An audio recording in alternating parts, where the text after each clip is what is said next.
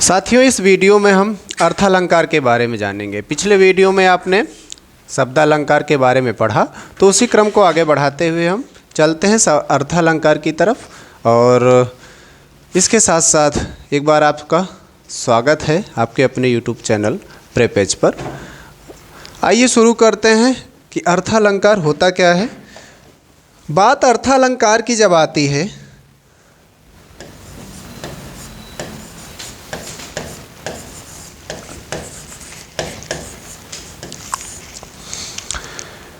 तो अगर अभी हम देखें इसको, तो जो हमारा अर्थालंकार है ये दो शब्दों से मिलके बना है, जो कि मेरी आदत का एक हिस्सा है कि पहले मैं आपको एक्सप्लेन करूं कि ये आया कैसे शब्द ना। क्योंकि आप जो भी शब्द सुनते हैं, मेरा ये मानना है कि उस शब्द के बारे में आपको अच्छे से पता होना चाहिए कि ये शब्द क्या कह रहा है और इसका क्या अर्थ है। बिना उसके शाब्दिक अर्थ को हम जाने हुए आगे कैसे पढ़ सकते हैं, उसके बारे में हम आगे कैसे बढ़ सकते हैं। तो अर्थालंकार दो शब्दों से मिलकर बना है, अर्थ और अलंकार। अब अलंकार के बारे में आपने पिछली वीडियो में पढ़ा ही कि अलंकार होता क्या है। अलंकार को फिर से एक बार मैं बताऊंगा कि जो अलंकार का शाब्दिक अर्थ होता है वो आभूषण से होता है, सौंदर्य से होता है। ठीक, सौंदर्य बढ़ाने को लेकर के। ठीक,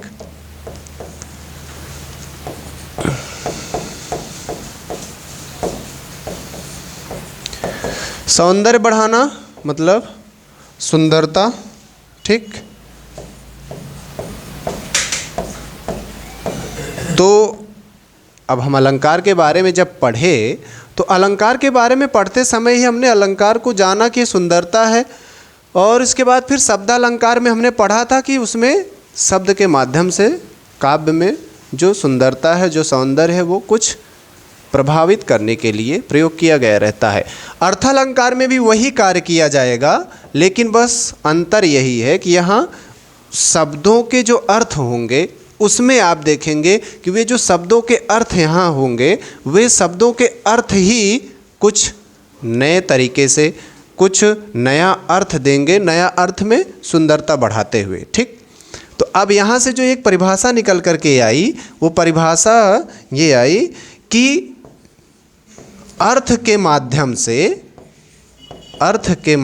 से या अर्थ के द्वारा काव्य में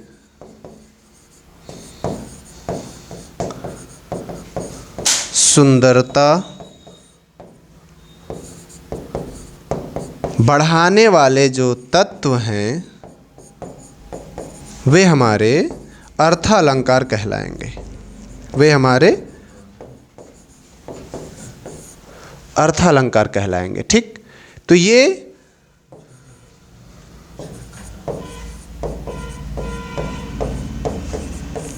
ठीक, यहाँ से अर्थालंकार की जो परिभाषा है वो क्लियर हुई।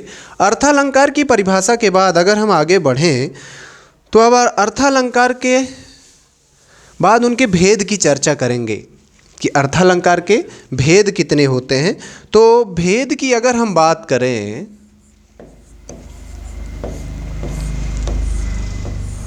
तो मुख्यतः इनके तीन भेद हैं, रूपक, उपमा और उत्प्रेक्षा। ठीक, इसके बाद दो और हैं। दो और कौन कौन से हैं वो? वे दोनों जो हैं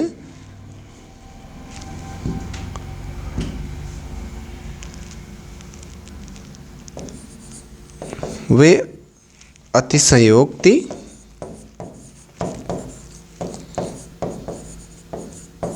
और मानवीकरण। ये दोनों इनके उपभेद हैं। अब हमने इनको उपभेद और मुख्य भेद में इसलिए विभाजित कर दिया है, इसलिए बांट दिया है, क्योंकि हम अधिकतर जब पाते हैं तो ज़्यादातर इन्हीं का प्रयोग किया जाता है। ठीक, और इनका प्रयोग विशेष स्थितियों में कर लिया जाता है। और अब ये नहीं कहेंगे कि इनका नहीं किया जाता, किया जाता है, ठीक है, लेकिन इनका प्रयोग हम विशेष स्थितियों में करते हैं। ज़्यादातर यही प्रयोग किए जाते हैं और इन सब के प्रयोग करने का उद्देश्य वही होता है जिससे कि काव्य में जो काव्य पंक्तियाँ हैं उनमें प्रभावी तरीके से उनमें कुछ सौंदर्य बढ़ाते हुए, जिससे कि जो कविता लिखी गई है उसको पढ़ने के बाद मन में कुछ उसको ले करके एक लय उत्पन्न हो, हम कह सकते हैं लय ना उत्पन्न हो, उसको पढ़ने के बाद जो पाठक है वो प्रभावित हो। ठीक, अब आगे बढ़ते हैं थोड़ा सा और इसके आगे जब हम चलेंगे तो रूपक और उपमा उत्प्रेक्षा, इन सब को पढ़ने के पहले हम सबसे पहले पढ़ेंगे इनमें सबसे बड़ी जो भूमिका होती है ना, वो जो भूमिका होती है वो उपमेय और उपमान, दो शब्द आपको बहुत मिल जाते हैं। ठीक, इन दोनों ही शब्दों का रूपक, उपमा और उत्प्रेक्षा तीनों अलंकारों में बहुत प्रयोग किया जाता है। और इन दोनों को अगर हम कहें, ये उपमेय का मतलब ये हुआ, यहाँ इसको हम पहचानेंगे जिसकी तुलना की जाए। ठीक, जिसकी तुलना की जाए। ठीक है,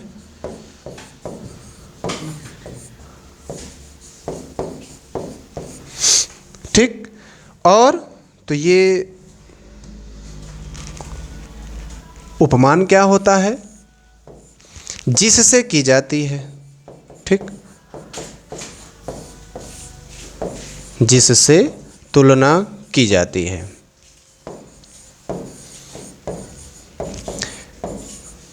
पहले तो हम इन दोनों शब्दों को अच्छे से जानते रहें, उपमेय और उपमान। ठीक, क्योंकि इन्हीं का सबसे ज़्यादा प्रयोग है अर्थालंकार में।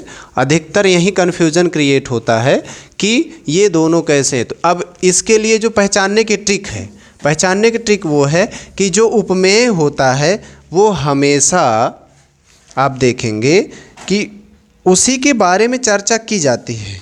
ठीक, उपमेय में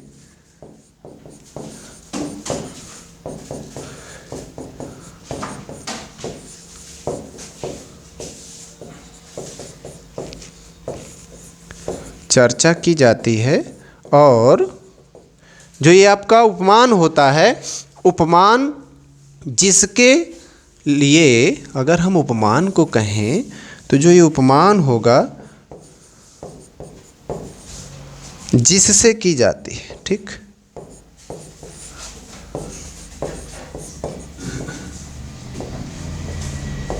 क्या की जाती है, तुलना। ठीक है, तब यहाँ से उपमेय और उपमान क्लियर हुआ होगा आपको। अब आप आगे बढ़ते हैं, क्योंकि इनका ज़्यादा प्रयोग था तो हम अब चलते हैं। सबसे पहले रूपक अलंकार को पढ़ेंगे। ठीक, इसलिए पढ़ेंगे क्योंकि अगर आप रूपक अलंकार और रूपक, उपमा, उत्प्रेक्षा, अगर इनको आप क्रमशः ऐसे याद कर लेते हैं, ठीक, तो अगर आप इनको क्रमशः याद कर लेंगे तो इनको पहचानने का तरीका भी बहुत सरल हो जाएगा।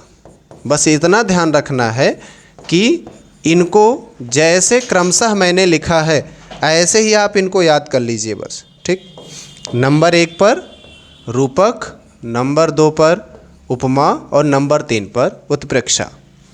इसलिए क्योंकि ये तीनों ही जब क्रमशः याद रहेंगे आपको तो तीनों में जो समानता है, जो संबंध है, वो आपको आसानी से याद हो जाएगा। कैसे? जो रूपक अलंकार होता है इसमें जो उपमेय होता है उसी को उपमान बता दिया जाता है। ठीक, यहाँ पर जो उपमेय है, उपमेय ही उपमान। ठीक, समझ में आया ये? ठीक, इसका मतलब ये हुआ कि जिसकी तुलना करनी है, जिससे करनी है, तो जो तुलना जिसकी करनी है उसको जिससे करनी है वही बता दिया जाएगा। ठीक, चंद्रमुख, ठीक, यहाँ पे जो उसका मुख है उसको चंद्रमा बता दिया गया। ठीक है ना, यहाँ पर। ठीक, अब यहाँ उपमा की बात करेंगे तो जब क्रमशः हमने आपको कहा कि ये जब आप क्रम से याद किए रहेंगे तो इनकी परिभाषा आसानी से आपको याद रहेगी। तो जो ये उपमा अलंकार है, यहाँ पर जो उपमेय होता है, ये जो उपमेय होता है, उपमेय को उपमान के बराबर बता दिया जाता है। ठीक, इन दोनों को बराबर बता दिया जाएगा, दोनों समान हैं। ठीक है, इसका मतलब ये हुआ कि यहाँ पर जो तुलना की जाएगी, जो तुलना होगी वो समानता वाली होगी। ठीक, इतना समझ में आ गया होगा। अब जो उत्प्रेक्षा है, उत्प्रेक्षा में भी वही है। यहाँ पे जो उपमेय है, उपमेय की तुलना जो की जाएगी, यहाँ तुलना ही की जाएगी, और तुलना जब उपमान से की जाएगी तो यहाँ पर कल्पना का भाव रहेगा। इसका मतलब यहाँ कल्पना बता दी जाएगी। ठीक, इसका मतलब ये कि तुलना ही होगी तीनों में। यहाँ पर उपमेय को उपमान बता दिया जाएगा, उपमा में उपमेय और उपमान के समान ही तुलना करके बताया जाएगा, और इसमें उत्प्रेक्षा में जो उपमेय है उसका जो उपमान के साथ तुलना करते समय वहाँ पर संभावनाएं व्यक्त की जाएंगी, वहाँ पर कल्पना की बात की जाएगी। ठीक, इसके बाद अब ये सब, अब यहाँ बार बार आपको उपमेय उपमान परेशान कर रहा होगा। तो इसको याद करने के लिए क्या है कि जिसकी तुलना करनी है, जिससे करनी है।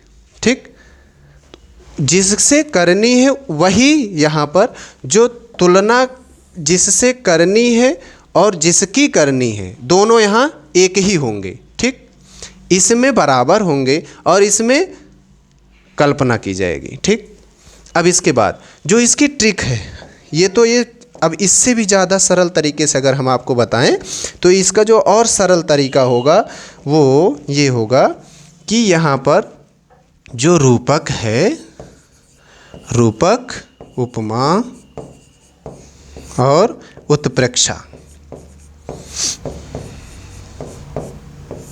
ठीक, इनके लिए क्या किया जाएगा, यहाँ रूपक में वही बातें जो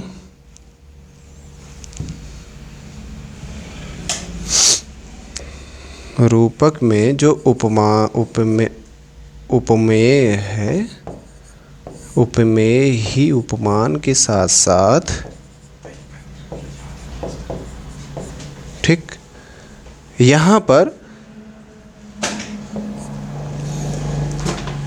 जरा सा भी अंतर नहीं रहेगा। ठीक, उपमा में क्या करते हैं, सा, ठीक, समान। ठीक,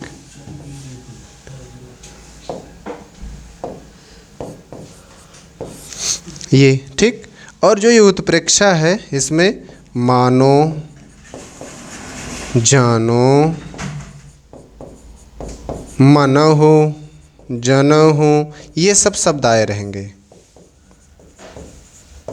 ठीक, और हाँ, रूपक में एक बात और है, यहाँ पर आप देखेंगे कि इसके बाद रूपक में जो उपमेय होगा वो ठीक उपमान के बाद डैश लगा करके लिखा रहेगा। ठीक है, उपमा में जो रहेगा ठीक डैश के बाद सा लगा हुआ मिलेगा आपको। ठीक, किसके बाद, उपमेय के बाद, और उत्प्रेक्षा में बिना डैश के ही ये यहाँ पर कल्पना की जाएगी। ठीक है, ये रूपक, उपमा और उत्प्रेक्षा। ठीक, और इसके बाद अब आगे चलते हैं।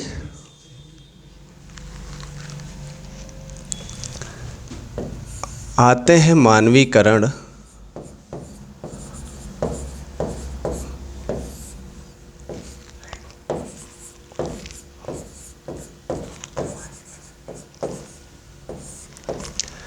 मानवीकरण अलंकार पर आते हैं।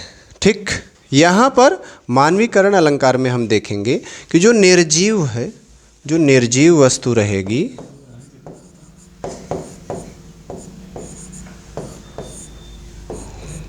वो सजीव के बराबर हो जाएगी। ठीक, मतलब ये कि जो निर्जीव वस्तुएं होती हैं वो सजीव के समान क्रिया करते हुए दिखा दिया जाएगा उसका। ठीक है, कैसे, उदाहरण अगर अभी इसका तुरंत बता दें तो उदाहरण की अगर हम बात करें, यहाँ आ जाएगा फिर से वही, अरे भाई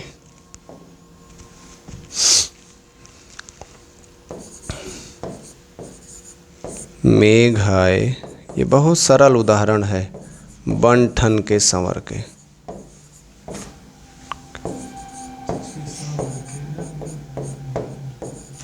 ठीक। और दूसरा उदाहरण जो होगा, दूसरे उदाहरण की तरफ अगर हम चलें, क्योंकि यहाँ पर जो निर्जीव वस्तुएं हैं वे सजीव वस्तुओं के समान ही दिखाई जाएंगी, उनकी जो क्रिया होती है वो ठीक वैसे ही बताई जाएगी जैसे कि एक सजीव वस्तु की तरह वो कार्य कर रहा हो। ठीक है ना। अभी कह दें हम आगे या आगे बयार चली। ठीक, बयार मतलब हवा। ठीक। तीसरा घूंघट उठाए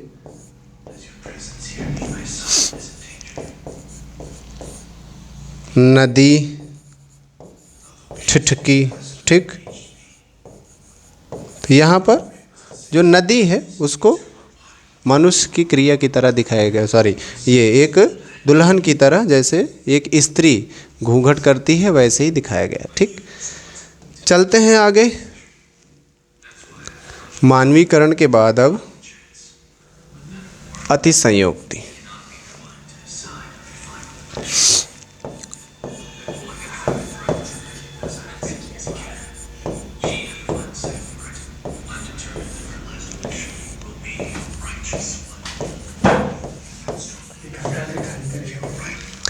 अतिसंयोक्ति अलंकार में हम देखेंगे बातों को बढ़ा चढ़ा करके कहा जाता है। ठीक है ना। बातों को बढ़ा चढ़ा के कहा जाएगा, जिसमें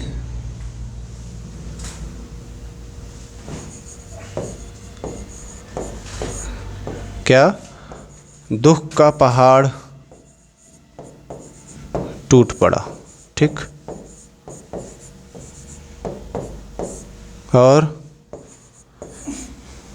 सबसे ज़्यादा प्रचलित उदाहरण जो है इसके लिए वो क्या है, कृष्ण जी से जब सुदामा जी मिलने गए थे, पानी परात छुयो नहीं,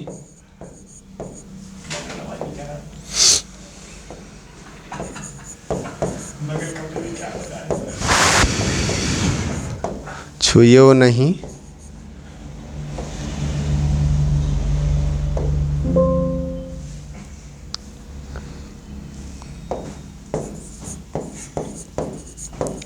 नयनन के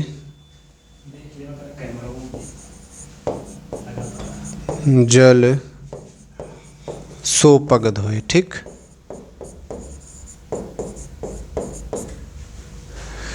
अब आपके मन में थोड़ी सी दुविधा हो रही होगी कि इन सब का तो मैंने उदाहरण बताया, लेकिन जो इसके पहले हम बात किए उत्प्रेक्षा उपमा रूपक, उनके बारे में उनके उदाहरणों की चर्चा नहीं किए। बिना उदाहरण के ही उसको हम, क्योंकि वो थोड़ा सा बेटा ध्यान से उतर गया था फिर से बताते हैं आपको, क्योंकि पढ़ाते समय हमें ये याद नहीं आया कि उसके उदाहरण भी हम आपको बताएं। ठीक है। उदाहरण को भी एक बार आपको फिर से बता दे रहे हैं, क्योंकि बिना उदाहरण के आप समझेंगे कैसे कि कहाँ पर जो रूपक है,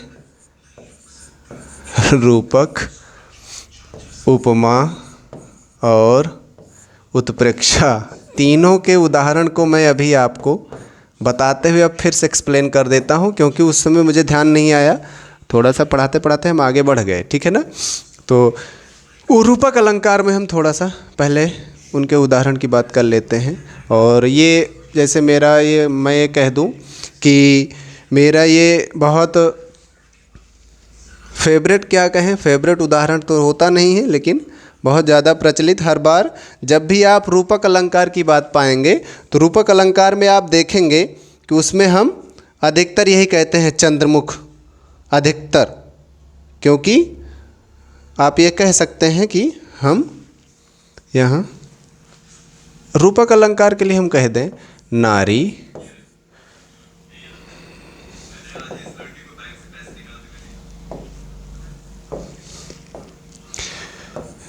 नारी घर की लक्ष्मी है, ठीक, घर की लक्ष्मी है। फिर से मुझे वो पहले की तरफ वापस आना पड़ा। नारी घर की लक्ष्मी है, ठीक। अब यहाँ देखिए, यहाँ पर अगर हम देखें तो ये जो यहाँ पर उपमेय है, उपमेय क्या होगा? उपमेय कौन सा होता है? जिसकी तुलना हम करते हैं, ठीक है ना। और सबसे अच्छी बात यह है कि रूपक में हम जब तुलना ना करके उसी को वही बता देते हैं। तो ये जो नारी है इसको हमने क्या कहा? लक्ष्मी कह दिया, ठीक। तो यहाँ पर ये नारी जो है वो उपमेय, ठीक है, और जो लक्ष्मी है ये उपमान, ठीक है ना। समझ में आया? ये यही रूपक में उपमेय को ही उपमान बता दिया जाता है, ठीक है। अब अगर हम बात करें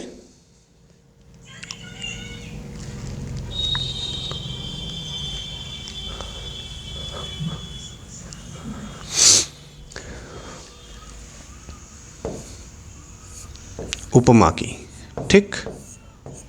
अब क्योंकि उपमा अलंकार में क्या होता है कि उपमा अलंकार में उपमेय और उपमान को समान बताया जाता है, ठीक। कैसे इसको, अब इसी को हम परिवर्तित कर दे रहे हैं, ठीक है ना। इसी को हम उपमा अलंकार में अगर कह दे, देखिए यहाँ नारी घर की लक्ष्मी है, ठीक है ना। और यहाँ पर अब जब हम इसमें उपमा अलंकार कहेंगे तो हमें यहाँ दोनों को क्या है? तुलना करना है। तो हम क्या कहेंगे? नारी, उदाहरण यही रहेगा। अब इसी को हम तीनों में प्रयोग करेंगे, ठीक है। देखिए कैसे करते हैं। नारी घर में लक्ष्मी का रूप होती है, ठीक, या लक्ष्मी के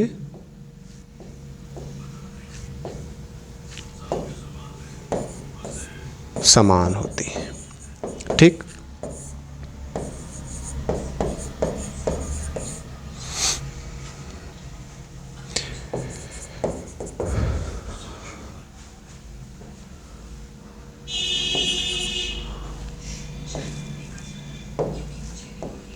क्या हो जाएगा इसको?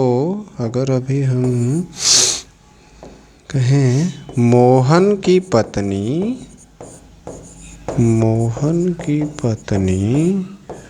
लक्ष्मी सी है, ठीक। यहाँ पर अगर हम देखें तो जो हमारा उपमा अलंकार होता है, उपमा अलंकार में हम विशेष तरीके से नहीं, उसी को हम क्या कहते हैं?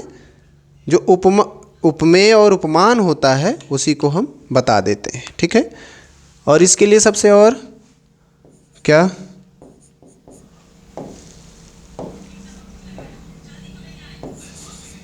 उसका मुख शेर के समान है,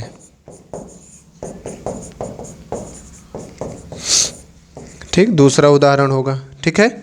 और ऐसे ही कई उदाहरण हैं, ठीक है ना।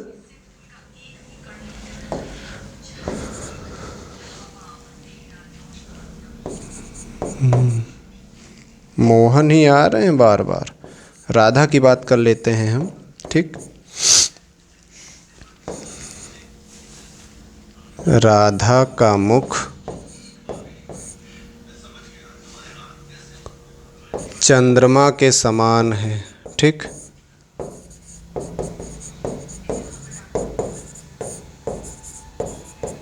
ठीक है। तो ये यहाँ पर उपमा अलंकार हुआ, ठीक। अब हम आगे बढ़ते हैं और आगे बढ़ते हुए उत्प्रेक्षा की बात करते हैं। उत्प्रेक्षा अलंकार को पहचानना बहुत सरल होता है, ठीक। इसमें उत्प्रेक्षा अलंकार में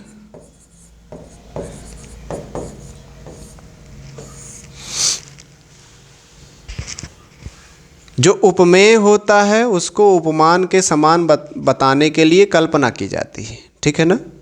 और वो कल्पना कैसी होगी? और इसके लिए तो पहले आप उन शब्दों को जान लीजिए। मानो जानो, और थोड़ा सा हम जाते हैं तो इसी को हम मनहु भी बोल देते हैं। ठीक,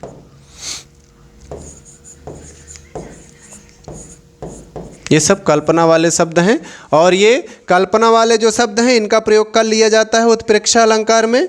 और ऐसे ही जब आप पाएंगे, देखेंगे और कहीं भी लिखा हुआ उसमें देखेंगे कि जो उसकी संभावनाएं हैं, वो कल्पनाएं की जाती हैं, वहाँ पर उन्हीं के समान बताने के लिए की जाती हैं। ठीक है ना। अब इसके उदाहरण की अगर हम बात करें तो सबसे अच्छा उदाहरण अगर हम देखें तो वो होगा, सभी ने सिंह की दहाड़ सुनी है ना।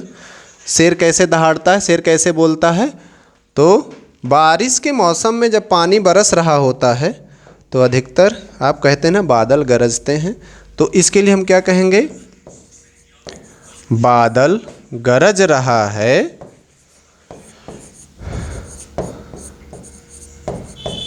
मानो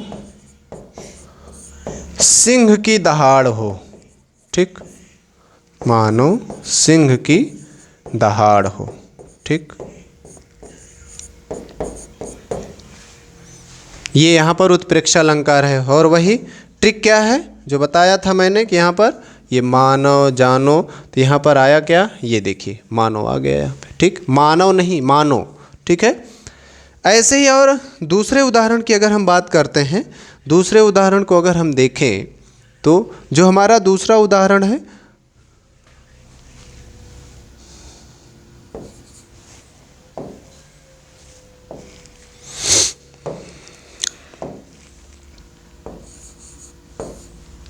ये भाई क्या बताएं,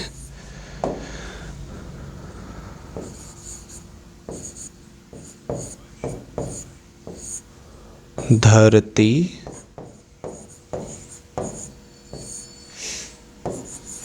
कांपने लगी मानो भूकंप आ गया हो। ठीक,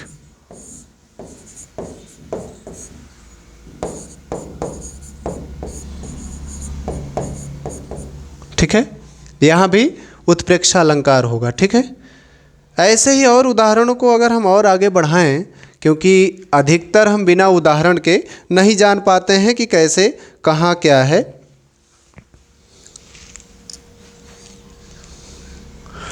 हमारे यहाँ जो तानसेन जी थे, कवि थे, और इतने प्रसिद्ध कवि थे, उनका ये राग इतना फेमस था, जब वो राग दीपक गाते थे तो जो दीपक होता था वो अपने आप जल उठता था। तो अगर हम कहें यहाँ पर उत्प्रेक्षा अलंकार की बात करें तो दीपक के जलने की बात मैं बताऊंगा, ये तो तानसेन की बात बीच में आ गई, तानसेन कैसे आए। ठीक, यहाँ तानसेन की लाइन नहीं बोलूँगा मैं, केवल दीपक के जलने की बात कहूँगा, और दीपक जलेगा तो ऐसे जलेगा, उसी के लिए हमने आपको तानसेन के बारे में बताया। अधिकतर जब दीपक जलता है, दिया, तो उसमें थोड़ा सा प्रकाश होता है ना, तो इसके लिए जो उदाहरण बनेगा वो क्या होगा, दीपक जल उठा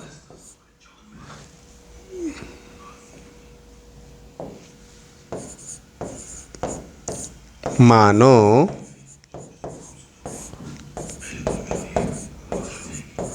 सूर्य का प्रकाश हो। क्या, सूर्य का प्रकाश हो। ठीक, अब यहाँ अगर आप देखेंगे, अब तक तो मैं आपको उपमा और उपमेय कर रहा था, यहाँ उपमा और उपमेय की बात करें तो यहाँ जो दीपक है ये, इसको किसके साथ कल्पना इसकी की गई है, कहाँ गया ये, सूर्य के प्रकाश के साथ। ठीक, तो दीपक जो होगा वो यहाँ क्या होगा, वो उपमेय होगा। ठीक, और ये उपमान होगा। ठीक है। ऐसे ही और भी उदाहरण आप ढूंढेंगे और उनकी एक लिस्ट बनाएंगे। अब आगे चलते हैं, एक उदाहरण मैं और आपको बताऊंगा, और उसके बाद फिर मानवीकरण और अतिसंयोक्ति को फिर से दोहराते हुए फिर ख़त्म करेंगे। मानवीकरण का जो सबसे अच्छा उदाहरण मैं मानता हूँ वो ये है,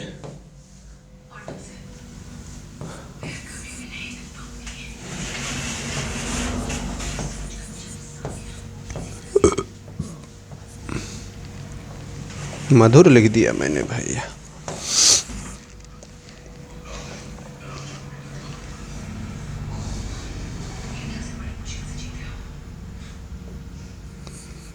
ट्वेल्थ की बुक में शरद आया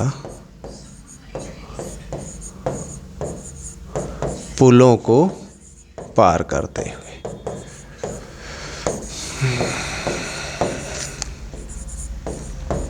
ठीक, अब देखिए जो ये शरद ऋतु है, वैसे तो पुलों को पार करने का कार्य मनुष्य करता है, मनुष्य चलते हैं ना, तो जो शरद है उसकी जो एक्टिविटी है वो पुलों को पार करते हुए दिखाई गई है।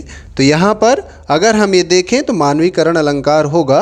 और ऐसे ही जहाँ कहीं भी निर्जीव वस्तुओं की बात की जाए और उनमें ऐसे उनकी बातें की जाए जैसे कि सजीव वस्तुओं की क्रियाएं होती हैं, तो वहाँ पर हम मानवीकरण अलंकार बताएंगे। ठीक है ना। और भी इसके लिए एक उदाहरण अगर हम बता दें, हवा गुनगुना रही है, हवा गुनगुना रही है,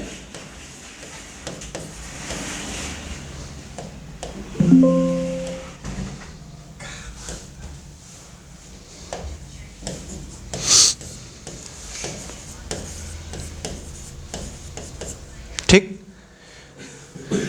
और अब चलते हैं अगले की तरफ, एक बार उसका उदाहरण और बता दें, फिर ये क्लास आपकी पूरी होगी और अति संयोक्ति में हम फिर से चलते हैं एक बार।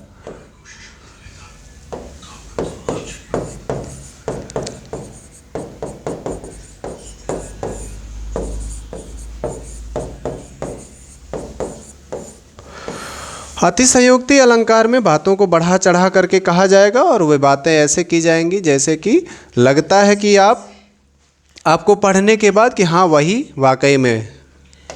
और इसके लिए मैं अगर उदाहरण बताऊं, क्या है, मैया मैं तो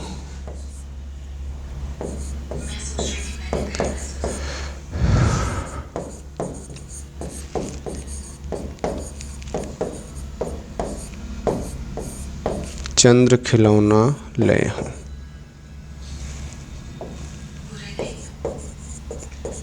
ठीक, ये संभव नहीं है, किसी के पास भी चंद्रमा खिलौने के रूप में नहीं आ सकता है, तो यहाँ पर भी हम अतिशयोक्ति अलंकार कहेंगे। ठीक, ऐसे ही आप पढ़ते रहिए और आगे जो उदाहरण हैं उनको देखते रहेंगे और फिर आपके लिए अधिकतर देखते होंगे आप, जब हमारे इतिहास में आप पढ़ते हैं तो वहाँ पर युद्ध की जो चर्चा की जाती है, जो सबसे वीर होता है उसके लिए वीरता का वर्णन करने के लिए क्या कहा जाता है, खून की नदियाँ। ठीक, और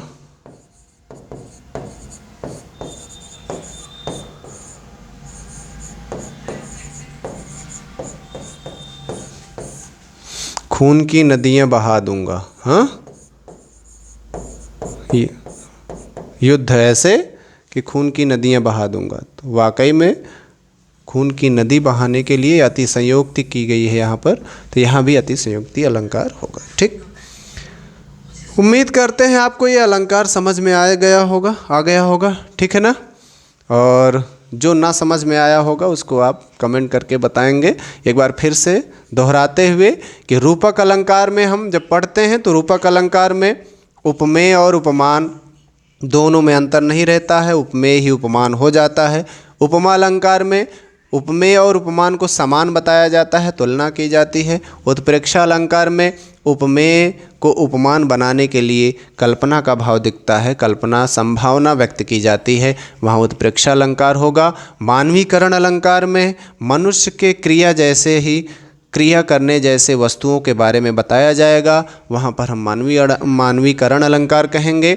अतिशयोक्ति अलंकार में बातों को बढ़ा चढ़ा करके कहा जाएगा और ऐसा लगेगा कि जैसे कि ये बातें सच में हैं। ठीक, तो ये सभी जो मुख्य भेद थे अर्थ अलंकार के, उनके बारे में ये उदाहरण और उनकी परिभाषा हुई। ठीक है, अब आपसे अगले वीडियो में मिलेंगे तो ढेर सारे प्रश्नों का एक समूह होगा और उसमें आप देखेंगे, क्योंकि यहाँ पर आप देख रहे होंगे। हमने केवल आपको उनकी परिभाषा, उनको पहचानने के ट्रिक और उनके उदाहरण बताए।